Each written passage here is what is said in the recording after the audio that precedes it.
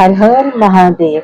प्रिय भक्तों, आज हम जानते हैं कि रुद्र संहिता के सृष्टि खंड में भगवान विष्णु नारद जी से क्या कह रहे हैं। आइए हम जानते हैं। भगवान विष्णु जी नारद जी को कहते हैं कि मुझे शिव के समान अन्य कोई प्रिय नहीं है। वही मेरे स्वामी हैं, सुख और शक्ति देने वाले हैं। महेश्वर ही मेरे सब कुछ हैं।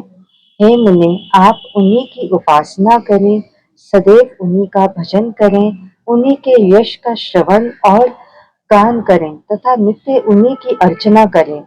हे मुने, जो शरीर मन तथा वाणी से शंकर को प्राप्त कर लेता है वही पंडित है, ऐसा जानना चाहिए और वही जीवन मुक्त कहा जाता है। शिव नाम रूपी इस दावाग्नि से महापाप पातक रूपी पर्वत अनायास ही जलकर भस्म हो जाते हैं। यह पूर्णतः सत्य है, इसमें संदेह नहीं। आगे वो कहते हैं, संसार में पापों के मूलभूत जितने भी प्रकार के दुख हैं वे सर्वदा मात्र शिव पूजन से ही नष्ट हो जाते हैं। अन्य उपायों से उनका नाश संभव नहीं है। हे मुनि, वही वैदिक है, वही पुण्यात्मा है, वही धन्य है और वही बुद्धिमान है जो सदा शरीर वाणी और मन से भगवान शंकर की शरण में चला जाता है।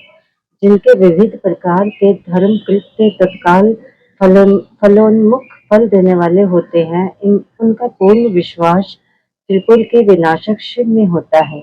महामुनि, शिव की पूजा से जितने पाप नष्ट हो जाते हैं उतने पाप तो पृथ्वी में हैं ही नहीं।